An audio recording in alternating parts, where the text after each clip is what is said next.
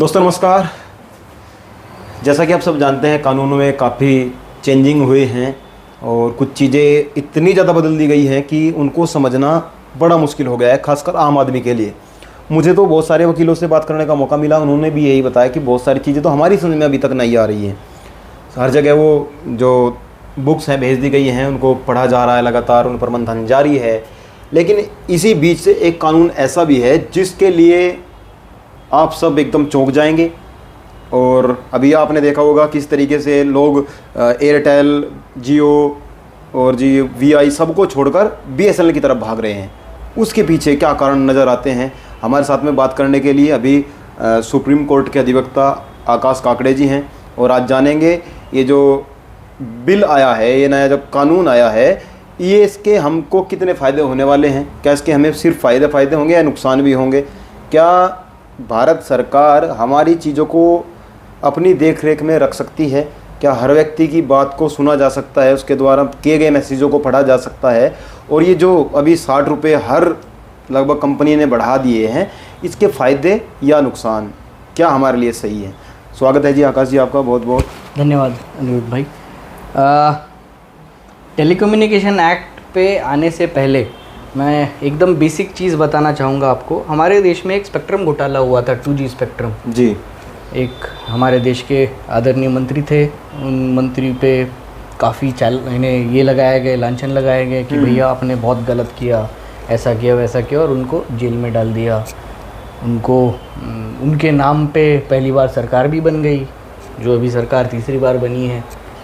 तो काफ़ी उस मामले को उछाला गया था। उस मामले में क्या हुआ था बेसिकली कि हमारे देश में एक होते हैं कंप्ट्रोलर ऑडिटर जनरल, CAG।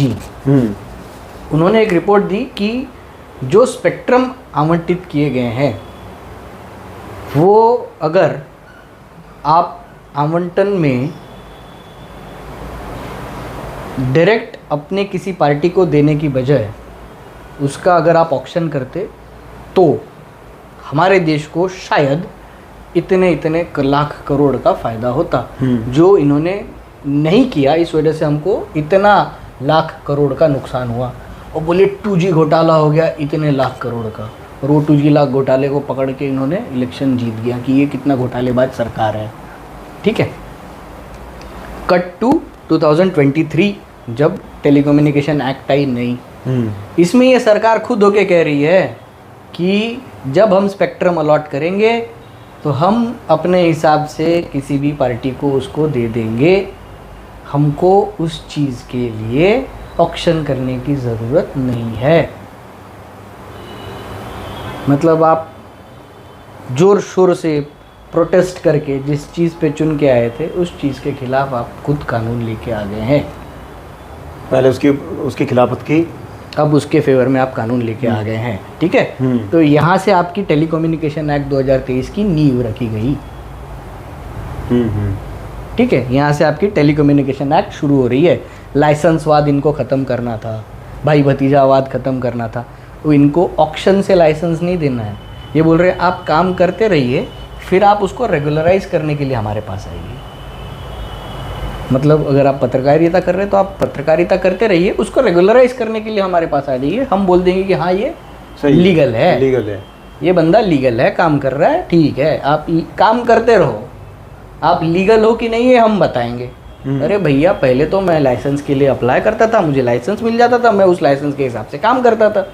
अब मैं काम पहले करूँ और फिर मेरे को अगर बाद में बोल दिया जाए कि मैं गलत काम कर रहा हूँ, मेरे को 10 साल के लिए अंदर ठूस दोगे। मतलब पहले तो था कि पहले के इसमें आपको लाइसेंस मिलता था, आप लाइसेंस के लिए अप्लाई करते थे, आप अगर एलिजिबल हो तो आपको लाइसेंस मिलता था, आप काम करते थे लाइसेंस के हिसाब से। अब उसको क्या कर दिया इन्होंने कि भैया ऐसा नहीं, आप काम करना शुरू कर दो और हमको बताओ कि हम इस तरीके का काम कर रहे हैं। साल 2 साल बाद आओ, आप जब रजिस्ट्रेशन के लिए उसको जाएंगे तब आपको बताएंगे अरे ये तो सही है, आप कर दो, तो आपकी चांदी है, क्योंकि आप तो काम पहले से कर रहे हैं। पर वो अगर आके बोल दें आपने पूरा साल भर उसमें मेहनत किया, खून पसीना लगाया, दिन रात एक कर दी, आपने अपना ब्रांड खड़ा कर दिया, चाय का ही ब्रांड क्यों ना हो, आपने खड़ा कर दिया। अमृत तिल्ले बहुत चल रही है आजकल देश में, अमृत तिल्ले चाय, अमृत तिल्ले चाय। हर जगह उसके दिख रहे हैं। महाराष्ट्र गया था मैं तो हर जगह उसके हर नुक्कड़ पे प्रेमाची चाय, अमृत तुल्य चाय, ऐसे अलग अलग चाय की दुकान ही खुल गई है, इन्हें बाहर आ गई है वो चाय की दुकानों की। अब वैसे आपने ब्रांड खड़ा करने में लगा दिया समय, और उसके बाद आपको टेलीकम्युनिकेशन का जो है वैसे आपने पूरा इंफ्रास्ट्रक्चर खड़ा कर लिया, और उसके बाद आपको उन्होंने बोल दिया कि नहीं आप सही नहीं हो, हम आपको नहीं देंगे। फिर आपके खिलाफ केस तो होगी, पर आपने जो इन्वेस्टमेंट किया उसका क्या? और इन्वेस्टमेंट सिर्फ पैसों का नहीं है, आपने अपना समय दिया, आपने अपना समय के साथ पैसा लगाया, आपने खून पसीना लगाया, आपने अपना खुद का एक जो स्व होता है उसको भी स्टेक पे लगा दिया, आपने पूरे परिवार को स्टेक पे लगा के काम कर दिया, वो सब कुछ धुल गया। तो इस चीज़ को और वो स्पेक्ट्रम घोटाले को लेके नींव है ये, यहाँ से ऊपर उठ रहे हैं हम धीरे धीरे आपको बताऊंगा कि टेलीकम्युनिकेशन में और क्या हुआ है। अब टेलीकम्युनिकेशन में उन्होंने चीज़ों को ऐड कर दिया है। ऐसे हमारे देश में पहले कौन सी एक्ट्स थी? अगर आप देखें तो हमारे देश में 2 एक्ट्स थी जो गवर्न करती थी इन चीज़ों को, जिस पे ये नया कानून आया है। कौन सी 2 एक्ट थी? एक तो टेलीग्राफ एक्ट थी जो 1885 की थी, अंग्रेजों की देन है, ठीक है। दूसरी 1933 की वायरलेस टेलीग्राफी एक्ट थी, वो भी 1933 की देन थी। 1885 और 1933 ये 2 कानून हो गए। अब टेलीकम्युनिकेशन बिल लेके आए और उसमें इनको रिप्लेस करके लेके आ गए ये, ठीक है। तो ये रेगुलेटरी फ्रेमवर्क हमको उसको ठीक करना था। इसमें ऐसा नहीं है कि अमेंडमेंट नहीं आए थे, लास्ट अमेंडमेंट इसमें 2 साल पहले आया है।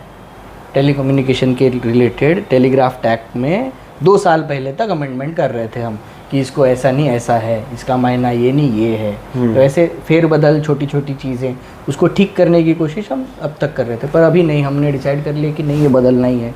2022 में नया ये बिल लेके आ गए और बिल को भी एक्ट में बना दिया और अभी उसको पार्शली अप्लाई भी कर दिया। अभी जब इन्होंने ये पार्शली अप्लाई कर दिया है तो उसमें इंक्लूड क्या कर दिया इन्होंने? Text, video, sound, image, streaming, intelligence और कोई भी इंफॉर्मेशन जो आप टेलीकम्युनिकेशन द्वारा ट्रांसफ़र कर रहे हैं, ट्रांसमिट कर रहे हैं, वो सारी चीज़ें इस एक्ट के परव्यू में आ गई, इस एक्ट के परिवेश में आ गई है ये सारी चीज़ें। मतलब कोई भी आप हम इमेज भेजेंगे, कोई वीडियो भेजेंगे, कोई लाइव स्ट्रीमिंग करेंगे, कोई बात करेंगे, कोई चैट करेंगे, सब पे सरकार की देख रेख रहेगी। सब पे सरकार की देख रेख रहेगी। एक इसके अलावा अगर सरकार बोलती है कि नहीं नहीं हम अभी हमारे देश में वॉर लाइक सिचुएशन है या हमारे देश में इमरजेंसी है, तो सरकार के पास ये प्रावधान हो गया है अभी कि वो पूरी टेलीकॉम कंपनी को, 1-2 आदमियों के नहीं, पूरी टेलीकॉम कंपनी को अपने हिसाब से चलाए।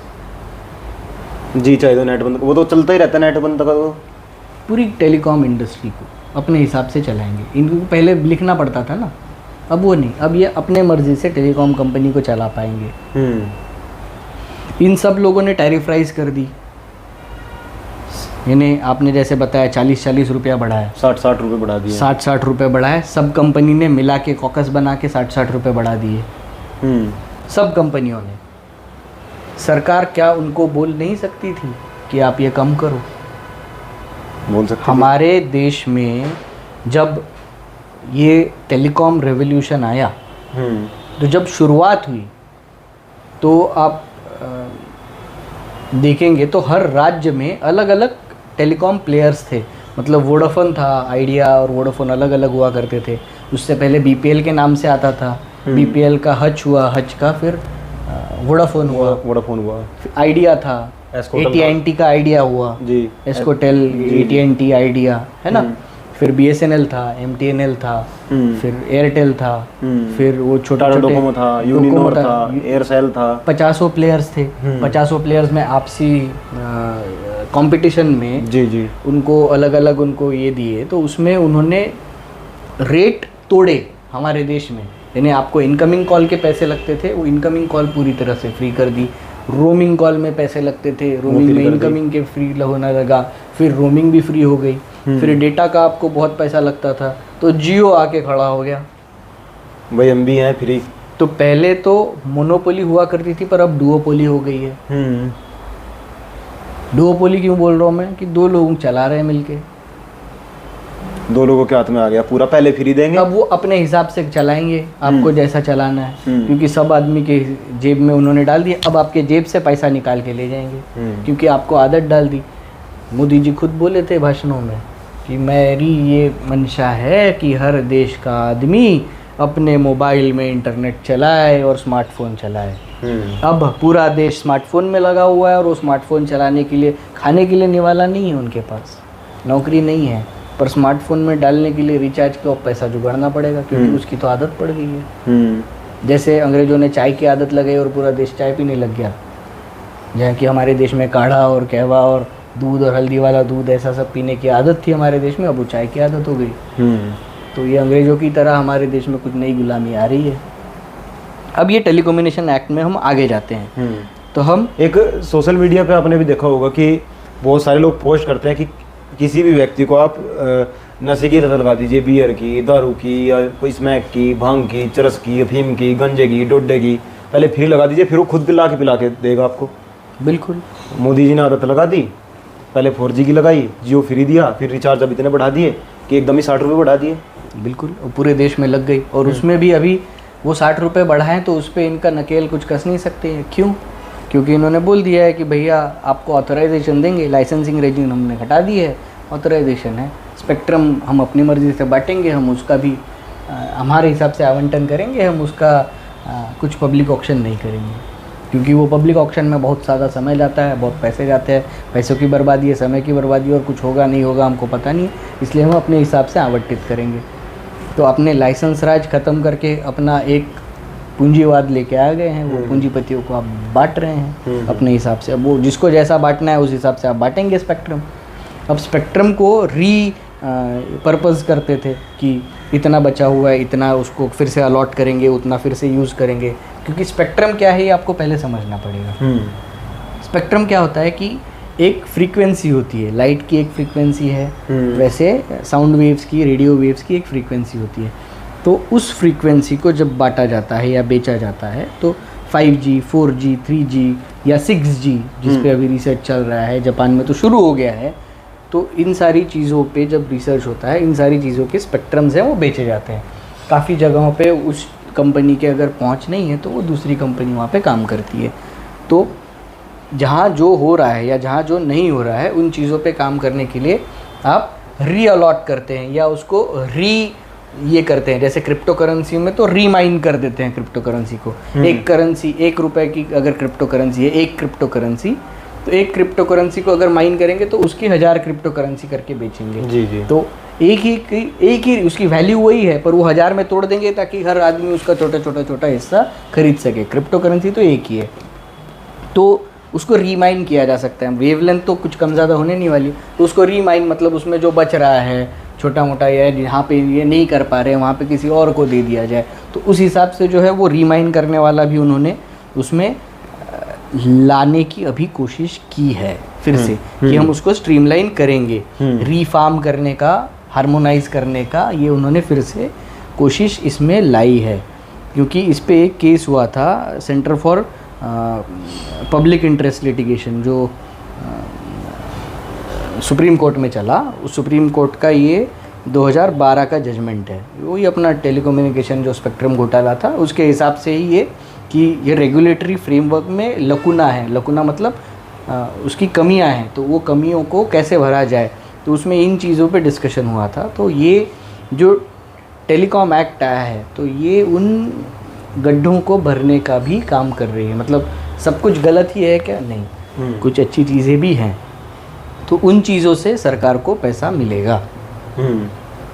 पर CAG फिर मान गया कि नहीं ये तो इतने में नहीं, इतने में आएगा तो ये सही रहेगा। तो अभी CAG ने जो बोला है कि स्पेक्ट्रम को रीयूटिलाइज कर सकते हैं आप, रीमाइन कर सकते हैं, तो वो चीज़ों को भी उन्होंने लेके आ गए कि भैया CAG का भी हमने अब शांत कर दिया। अब CAG नहीं बोलेगा कि लाखों करोड़ का घोटाला हुआ है, तो वो नया बोले, इसलिए CAG को भी उसमें जो बोला था उसने वो उसमें भी ले लिए हैं। तो फिर अब आइडेंटिफिकेशन का आप जो रिक्वायरमेंट थी तो वो बायोमेट्रिक आपका स्पेसिफिकली मेंशन हो गया, क्योंकि पहले तो था नहीं, तो अब स्पेसिफिकली मेंशन हो गया। फिर आपका राइट ऑफ वे जो था कि आप ये चीज़ कर रहे हैं और आप इस पे करने के लिए आपके पास अधिकार है, इसलिए आप उसको फ्री यूज़ कर सकते हैं। तो आपके फ्री यूज़ पे गवर्नमेंट की थोड़ी सी नकेल कसने का भी इसमें काम किया गया है।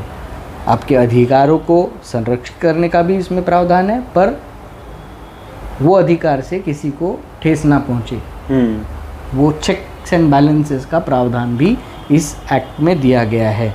और मॉनिटरिंग का, जैसे मैंने आपको बताया कि पूरी टेलीकॉम कंपनी को ही वो बोल सकते हैं कि नहीं, हम आपका संभालेंगे क्योंकि अब इमरजेंसी, आप हट जाइए, अपने हिसाब से हम चलेंगे कि कैसे इंटरसेप्ट करना है, किसी का एक आदमी का करना है या पूरे टेलीकॉम इक्विपमेंट का करना है।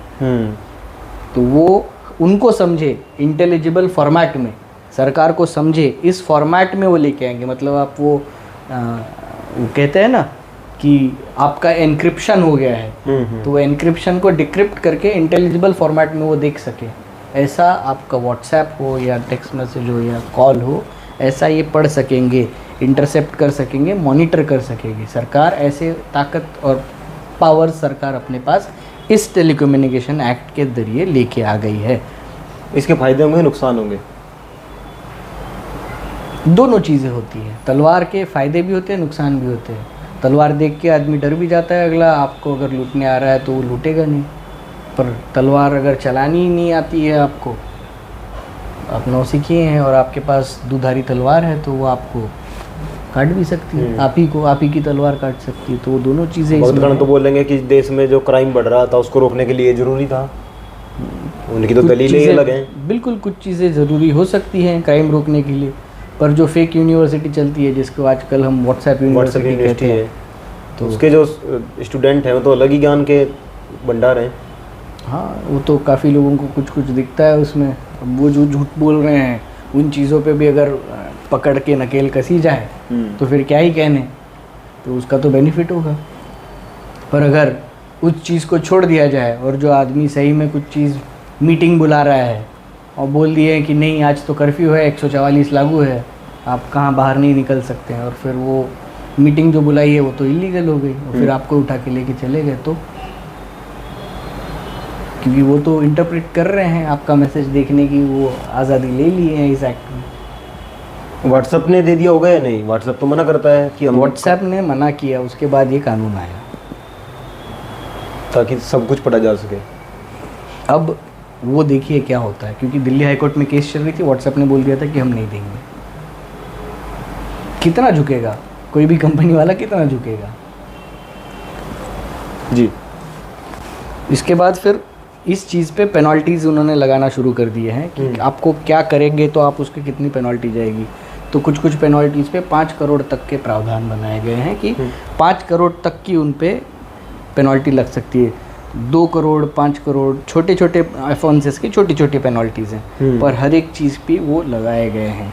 और जो प्राइवेट चीज़ें हैं, प्राइवेट टेलीकॉम है या प्राइवेट टेलीक्राफ्ट है, तो उस पर जो पहले की एक्ट्स में प्रावधान थे कि इनको कैसे बचाया जाए, तो उनको जो बचाना है और जो उनको फेवर वाले रूल्स थे, तो वो काफ़ी सारे रूल्स उन्होंने जैसे के वैसे इसमें लेके आए हैं। तो वो चीज़ काफ़ी मायनों में अच्छी है। जो एग्जिस्टिंग फंड्स हैं, यूनिवर्सल सर्विस ऑब्लिगेशंस फंड जिसको बोलते हैं, जो टेलीकम्युनिकेशन के लिए हमारे देश में चलते हैं, उसका नाम बदल दिया है। अब उसका नाम है भारत डिजिटल निधि। इन्हें, जिसका पहले यूनिवर्सल सर्विस ऑब्लिगेशन फंड था, उसका नाम बदल दिया है, अब वो भारत डिजिटल मनी हो गया। तो हमारे देश में नाम बदलने का जो चलन है, तो वो कानून के साथ नाम भी बदल दिया है। चीज़ वही है, रिश्ता वही, सोच नहीं हो गई है बस। और बिल्कुल बिल्कुल। और जो यूज़र्स हैं, तो कैसे है कि डू नॉट डिस्टर्ब अगर करते हैं तो डू नॉट डिस्टर्ब पे उनको तकलीफ़ ना दी जाए वगैरह, तो और तकलीफ़ उसके बाद भी अगर हो रही है तो उस चीज़ के लिए भी कुछ प्रावधान बनाए गए हैं कि उसको तकलीफ़ कैसे ना हो। तो काफ़ी सारी चीज़ों में ये उनको ताकत तो दे दी है, पर काफ़ी सारी चीज़ों को इन्होंने इतना ओपन छोड़ दिया है कि उसमें आदमी कहीं ना कहीं फंस जाएगा। जैसे रजिस्ट्रेशन का है, लाइसेंसिंग का है, या पर्सनल डेटा यूजेज का है, डेटा प्रोटेक्शन का है। तो ये सब जो, या डिजिटल इंडिया इनिशिएटिव के साथ जो डिजिटल इंडिया बिल लेके आए थे, तो वो सारी चीज़ों को अगर हम इसके परिवेश में देखें तो लगता है कि कहीं ना कहीं कुछ मिसमैच हो रहा है। उसको कॉन्ग्रुअस, मतलब एक साथ चलने में और यानी स्मूथ होने में समय लगेगा। जैसे कि मैं यानी हमेशा से कहता हूँ कि आप कानून पूरा बदलने से अच्छा है कि उसमें जो कमियां हैं, खामियां हैं, वो भरें धीरे धीरे और वो आगे बढ़ाएं, क्योंकि हमारा देश कानून पे चलता है, पर कानून के उससे ज़्यादा कानून का जो इंटरप्रिटेशन आता है कोर्ट द्वारा उस पे ज़्यादा चलता है। तो हमको अभी नए कानून के फिर से नए इंटरप्रिटेशन आएंगे और वो नए इंटरप्रिटेशंस के और इंटरप्रिटेशंस होंगे, फिर और क्लैरिफिकेशंस आएंगे। तो इसमें हमारे देश की जुडिशरी का समय ज़्यादा जाना है और फिर उनको ठीक करने में और गवर्नमेंट को उतना ही ताकत लगनी है। तो उससे अच्छा जो पुराना चल रहा था उसको ही थोड़ा आप सही कर देते, एक कोई सेक्शन रिपील करके नया ले आते हैं। अगर आपको यही करना था तो वो थोड़ा सा ज़्यादा बेहतर होता। ऐसा मेरा पर्सनल ओपिनियन है, जिसको यानी मैं कुछ एंडोर्स ज़्यादा नहीं करता, बट ऐसी चीज़ें हैं। जी जी। ये जो हमारे देश में कई दिन से मैं देख रहा हूँ कि लोग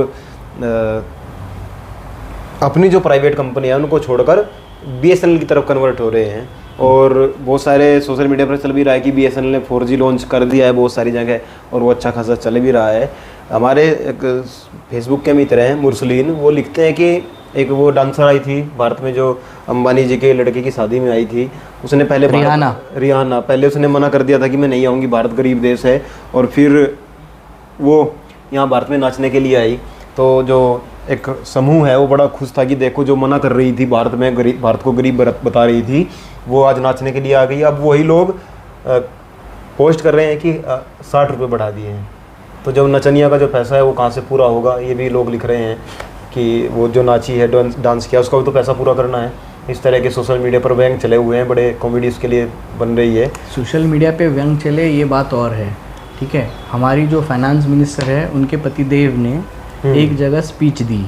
वो स्पीच में वो कहते हैं कि हमारे देश में जो फार्मर सुसाइड होता है, तो फार्मर सुसाइड में क्यों होते हैं, तो उसमें ज़्यादातर ऐसे होते हैं कि वो कुछ लोन नहीं मिल पाता, या लोन मिल भी जाता है तो वो चुका नहीं पाते हैं क्योंकि फसल नहीं हो पाती है, या और कुछ भी कारण होते हैं। फिर उसमें वो बेटी का ब्याह नहीं कर पाते हैं। 20 से 25 साल की अविवाहित बेटियां होती हैं, वो सुसाइड कर जाते हैं कि वो ढंग से बेटी की शादी तक करने के लिए पैसा नहीं जुटा पा रहे हैं। ये मेरे शब्द नहीं हैं, ये हमारे जो फाइनेंस मिनिस्टर है उनके पतिदेव के शब्द हैं, ये उन्होंने कहा है। और वो उसमें और कहते हैं कि कुछ हमारे देश में ऐसी शादियां भी होती हैं कि जो लेक जिनीवा में अपना एक प्राइवेट यॉट लेके जाते हैं और वहाँ पे इतनी हुड़दंगाई मचाते हैं, रात भर इतना तेज़ी से म्यूज़िक बजाते हैं कि वहाँ के होटल वाले बोलते हैं कि हम आपको सैंडविच नहीं बेचेंगे। क्यों? तो बोले आप इतनी हुड़दंगाई से और जिस तहज़ीब और लहजे से चल रहे हैं वो इंसानियत के नहीं हैं, तो उसके लिए हम आपको नहीं बेचेंगे। वहाँ के न्यूज़पेपर्स में दबा के ये न्यूज़ चली, हमारे इंडिया में कोई छुआ भी नहीं इसे। तो ये सारा जो चल रहा है, बोले ये मैं नहीं कर रहा हूँ, ये भी एग्जाम्पल उन्होंने दिया हुआ है उसमें। और वो कहते हैं कि ये जितने में शादी कर रहे हैं या जितने में इनका एक प्री वेडिंग हुआ है, वो एक प्री वेडिंग का भी खर्चा अगर वो देश की इन बेटियों की शादी के लिए दे दे तो देश में किसान की आत्महत्या का दर कम हो जाएगा। और महाराष्ट्र जैसे जगह में जहाँ पे इतनी ज़्यादा आत्महत्या होती है, इनका तो मेन ऑफिस वहीं है, तो ये अगर वो अमाउंट अगर यहाँ दे दें तो उसके क्या ही कहने, मतलब हज़ारों जानें बच सकती थी। एक मैंने कोई बीच में आर्टिकल पढ़ा था, उसमें दिन के 8 किसान आत्महत्या करते हैं। तो ऐसे देश से जब हम आते हैं तो किसानों के खिलाफ़ इतना जहर हमने तो नहीं घोला है, या कोई घोल नहीं सकता है, क्योंकि आदमी खाएगा तो रोटी ही, चावल, दाल, सब्ज़ी, तो किसानों के बिना ये तो चीज़ें आनी नहीं है। अब बगैर फ़ोन के, टेलीफोन इंडस्ट्री के तो रह लेंगे, पर आप बगैर खाए पिए कैसे जी लोगे? तो ये चीज़ें हमको सोचनी चाहिए और सोचनी पड़ेगी। तो ये उनके कहने हैं, ये मेरे शब्द नहीं है, उनके शब्द हैं। काफ़ी लंबा चौड़ा भाषण दिया है उन्होंने। तो ये जो आपने कहा कि पैसे यहीं से आने हैं, वो नाच रहे हैं, ये कर रहे हैं, वो जो भी कर रहे हैं वो उनका व्यक्तिगत मसला है, पर एक चीज़ ये सोचने लायक है और सोचने के लिए अभी हम मजबूर हो चुके हैं। और ये लोग जो आप बोल रहे हैं, जो ये ट्विटरिया हैं, फेसबुकिया ट्विटरिया, ये जो लोग हैं जो पहले गाली दे रहे थे और अब सिर पे उठा रहे हैं और फिर अब गाली दे रहे हैं, तो उन लोगों को भी ये तो समझ गए हैं कहीं ना कहीं कि देश कहाँ जा रहा है और उनके लिए कहाँ बचा है अभी, क्योंकि 60 रुपये हर एक की जेब में इतने आसानी से तो नहीं आता है। बिल्कुल बिल्कुल। तो ये जो टेलीकॉम बिल आया है, इसके लिए हमने आपसे जो जानकारी है वो साझा की है। आपका भी फ़र्ज़ बनता है कि इस वीडियो को ज़्यादा से ज़्यादा शेयर करें। जो आपके ग्रुप हैं, व्हाट्सएप के जो ग्रुप हैं, उन पर ज़्यादा से ज़्यादा शेयर करें। और ये जो 60 रुपये बढ़े हैं, इन पर आपका क्या सोचना है, इनसे कैसे छुटकारा पाया जा सकता है, ये आपने सोचना है। अगर आप BSNL की तरफ जा रहे हैं, और जो हमारे भारत की कंपनी है, सरकारी दूरभाष संचार केंद्र जो है हमारे देश का है, उसका भी हाल आप अच्छे से समझते हैं। बड़े उसके ऊपर भी बड़े व्यंग भी बने हैं, बड़े वीडियोस बने हैं कि जो कर्मचारी हैं उनकी सैलरी तक नहीं दी गई है। कारण स्पष्ट है, किन कारणों की वजह से हम किधर जा रहे हैं, सबसे ज़्यादा नेटवर्क किसके हैं, क्यों। इसमें मैं एक चीज़, सॉरी आपको मैं टोक रहा हूँ बीच में जी, इसमें 2 चीज़ें मैं बताना चाहूँगा। आप किसी भी यानी वेबसाइट पे जाइए, किसी भी शहर के BSNL के या MTNL के, वो सारे अपने असेट्स बेच रहे हैं, जबकि वो हमारी सरकारी कंपनी है। उसको असेट्स बेचने के लिए और असेट्स को मोबालाइज करने की हमको ये है, बोले लिक्विडाइज कर रहे हैं हम असेट। क्या ज़रूरत पड़ गई? सरकार के पास पैसा नहीं है क्या? कर्मचारियों के वेतन काट दो, उनको पूरा ही ख़त्म करने को, कंपनी ही ख़त्म करने के पीछे क्यों लगे हैं? यानी हर कंपनी बिकने के कगार पे आके खड़ी है। हमारे देश का जो सबसे स्ट्रॉन्ग इंफ्रास्ट्रक्चर था कुछ साल पहले तक, वो BSNL का था। यानी जहाँ पे कुछ भी नहीं है वहाँ पे BSNL था। यानी लोग व्यंग में कहते थे भीतर से नहीं लगता, अब तो बाहर से भी नहीं लगता है। बिल्कुल। तो इसमें एक मेरा पर्सनल एक ऑब्जर्वेशन है। मेरे पास BSNL का एक फ़ोन था और दूसरा मेरे पास एक जियो का फ़ोन था। अटल टनल से हम जा रहे थे, जो रोहतांग पास को दूरी को काट दी है ना, मनाली से आप सीधा स्पीति वैली में खुलते हैं।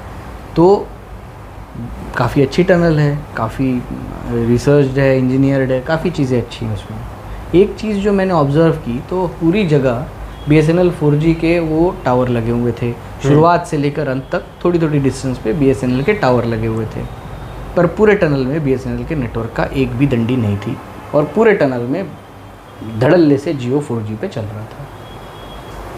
ये पुरानी बात हो गई है, मैंने इस बात को 1.5 साल हो गया है, लगभग 1.5-2 साल, पर ये तब की बात बता रहा हूँ मैं। अटल टनल जस्ट बनी ही थी, कुछ दिनों बाद ही मैं गया था वहाँ, और ये चीज़ मुझे वहाँ पे नज़र आई कि टावर तो BSNL के थे, पर BSNL के मोबाइल में सिग्नल नहीं थे। जियो के टावर मुझे दिखे नहीं, मुझसे गलती बिल्कुल हो सकती है, पर जियो में फुल नेटवर्क था और BSNL में बिल्कुल नेटवर्क नहीं था। और पूरे टनल को मैंने यहाँ से इस छोर से लेकर उस छोर तक 2 बार, एक बार और जाते वक्त, एक बार आते वक्त, दोनों बार मैंने ये चीज़ ऑब्ज़र्व की। इसलिए मैं आपसे साझा करना मुनासिब समझता हूँ, क्योंकि हम टेलीकॉम इंडस्ट्री, एम्प्लॉयज़ के वेतन और इन चीज़ों पे बात कर रहे हैं। तो ये चीज़, उनके एसेट्स को कैसे, कहाँ और कौन इस्तेमाल कर रहा है, ये चीज़ भी सबके सामने रहना ज़रूरी है। बिल्कुल बिल्कुल। ये और एक चीज़ और है जो मैंने बड़ी नज़दीकी से देखी है, ये जो आपको और पूरे देश को लत लगा दी गई है कि उनको इसके बिना नहीं रहा जाता है, मोबाइल के बिना, ये जानबूझकर तैयार किया गया एक प्रोपेगेंडा है। और बहुत सारे हमारे साथी हैं जो उस पर आजकल रिसर्च कर रहे हैं, इन चीज़ों से कैसे आप बचा सकते हैं। आज खासकर हमारी जो नौजवान पीढ़ी है उसको, और जो परोसा जा रहा है, जितनी गंद इंस्टाग्राम, खासकर इंस्टाग्राम पर फेंकी जा रही है, वो बिल्कुल इसी कारण है। बड़े लोग कहते हैं कि 2G का घोटाला हो गया, और जब से सरकार आई है नई वाली जो आजकल चल रही है, जो 6 दिनों वाली सरकार है, ये लेकर आई है 4G, तो बड़े इस पर स्पेशल एक हम वीडियो बिल्कुल बनाएंगे पूरा बाकायदा। और आपसे मेरा यही निवेदन है, थोड़ा आप बचकर काम करें। देख रेख आज पूरी बढ़ गई है नए कानून की वजह से, आपने सुना। बिल्कुल सोच समझ कर सब कुछ करना है। कोई पोस्ट टाइम में ही आ जाती है आपके पास तो उसको फॉरवर्ड नहीं करना है। और जो फॉरवर्डेड ज्ञान विद्यार्थी हैं उनसे भी मेरा ही निवेदन है, भाई आप भी थोड़ा सा ये कसम है आपको, माँ की कसम है, पिता की कसम है, मत दिया करो।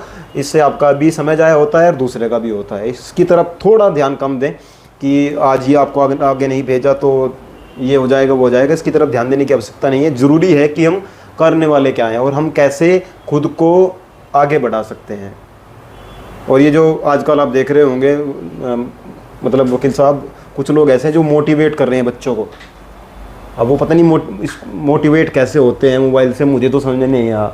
हमारे तो एक मित्र है विकास, वो इस पर बड़ा मोटिवेशनल वालों को पेलते रहते हैं वो फेसबुक पे। नहीं, मोटिवेशन होता है कैसे कि सोशल मीडिया ये दुधारी तलवार है। आप उसको किस तरीके से और किस तौर से इस्तेमाल करते हैं ये आपको समझना बहुत ज़्यादा ज़रूरी है। 2014 का जब चुनाव हारी यूपीए और एनडीए जीती, तब आपको ये चीज़ तो माननी पड़ेगी कि तब से लेकर 2024 तक काफ़ी चीज़ें बदली हैं। 2014 में जब वो पहली बार चुनाव जीते हैं तो इनका डिजिटल प्रेजेंस बिल्कुल ना के बराबर था, इनका सोशल मीडिया फॉलोइंग ना के बराबर था यूपीए का, और एनडीए का दबा के था। एनडीए ने व्हाट्सएप, फेसबुक, इंस्टाग्राम, तब तक टिकटॉक भी था, तो इन सब चीज़ों का इतना दबा के इस्तेमाल किया और सटीक तरीके से इस्तेमाल किया कि देश में वो चीज़ें पहुंची। एंटी इनकम्बेंसी तो थी, 10 साल सरकार चल चुकी थी मनमोहन सिंह जी की। तो मोदी जी इन सारी चीज़ों को भुनाएं और उनको जो भाषण थे या उनके जो शब्द थे वो हर एक के जहन में बैठ गए थे। मुझे याद है कि 2.5 साल की मेरे पार्टनर की बेटी थी, तो वो सरकार मोती, अब की बार सरकार मोती ऐसे बोलती थी। 2.5 साल की बच्ची, उसका क्या चुनाव से क्या लेना देना है, वहाँ तक भेज दिया। वहाँ तक पेनिट्रेशन हो गया था। अब की बार सरकार मोती, वो मोदी भी नहीं बोल पाती थी, पर वो अब की बार और वो मोती वो बोलने लग गई थी। तो वो पेनिट्रेशन यूज़ करके ये किया जा सकता है। ये हर महीने में अच्छी चीज़ है। कुछ दिन पहले आपको सबको, हमारे देशवासियों को सबको मैसेज आए होंगे कि ये ट्रायल मैसेज है, पर इमरजेंसी के समय ये मैसेज आपको आएगा, ये अलर्ट आएगा। तो हर एक मोबाइल वाइब्रेट भी हो रहा था, तो ये सबको आए वो मैसेजेस, है ना। तो कैसे कि ये टेक्नोलॉजी का सदुपयोग भी हो सकता है। तो ये सदुपयोग की मैं आपको चीज़ें बता रहा हूँ। इसका दुरुपयोग कैसा होता है कि आपका दिमाग गोबर बनते जा रहा है। आपको रोज़ ऐसी चीज़ें बताई जाती हैं कि जिनका वास्तविकता से कोई भी संबंध नहीं है, दूर दूर तक उसका कोई लेना देना नहीं है वास्तविकता से। ऐसी चीज़ें बताई जाएंगी, जैसे कि मुझे एक व्हाट्सएप फॉरवर्ड आया था कि जिसमें बोल रहे हैं कि सरदार पटेल जी का जो स्टैचू लगाया है गुजरात में, वो पाकिस्तान में उसके आँखों में इतने पावरफुल ये लगे हुए हैं कैमरे कि वो पाकिस्तान पे नज़र रखेंगे। अब उसको अगर आप गूगल मैप पे, यानी आपको तो 2 मिनट लगेंगे वो खोलने में, तो आपको पता चल जाएगा कि वो सरदार पटेल की जो मूर्ति है वो किस तरफ देख रही है। तो आपको वो देखने के लिए कुछ ज़्यादा समय नहीं लगेगा, वो खुद देख लो। कैसे कि आप जब तक सतर्क नहीं रहेंगे तब तक आपके साथ कोई भी कुछ भी खिलवाड़ करके जा सकता है। जैसे हमारा जो कंज्यूमर फोरम है उसका एक नारा है, जागो ग्राहक जागो। तो जागो देशवासियों जागो, अपने अधिकार को प्रति आप जब जागरूक रहेंगे तभी आप कुछ कर पाएंगे। Buyers beware, caveat emptor, इन्हें अगर हम अपना खुद इन्हें देख नहीं सकते हैं खुद का, अगर हम कुछ, या अगर हम खुद के ही अधिकारों पे सो जाते हैं तो हमारा कोर्ट भी मदद नहीं कर पाएगी। बिल्कुल बिल्कुल। तो इसलिए हमको जागरूक होके, जैसे आपने सही तरीके से बोला कि भैया सोच समझ के, दिमाग लगा के काम करो। सोच ये सबसे ज़्यादा ज़रूरी उसमें अंश है, सोचना ज़रूरी है। जी बिल्कुल बिल्कुल। तो इन चीज़ों पर आपने ध्यान देना है और जुड़े रहना है गाम गुआन के साथ। जिन साथियों ने हमारे चैनल को अभी सब्सक्राइब नहीं किया है वो सब्सक्राइब कर लें और एक बार ज्वाइन अवश्य कर लें। और जो हमारे ये जो दूसरा वो इस तरह वाला फ़ोन होता है, उसके जो मित्र हैं जिनके पास वो फ़ोन है आजकल जिसको यूँ दिखाया जाता है कैमरे में, वो ज्वाइन नहीं कर पा रहे हैं। उसके लिए बहुत जल्द हम कोई ऐसा टेक्नोलॉजी लेकर आएंगे जिससे आप ज्वाइन कर सकें। बाकी एंड्रॉयड वाले ज्वाइन कर सकते हैं, उनके लिए बिल्कुल उसके सामने ज्वाइन का बटन आ जाएगा। और जो साथी शुरू में ज्वाइन कर हमें स्क्रीनशॉट भेजेगा उसके लिए एक स्पेशल उपहार भी मिलेगा। जय हिंद, जय भारत। जय भारत, धन्यवाद।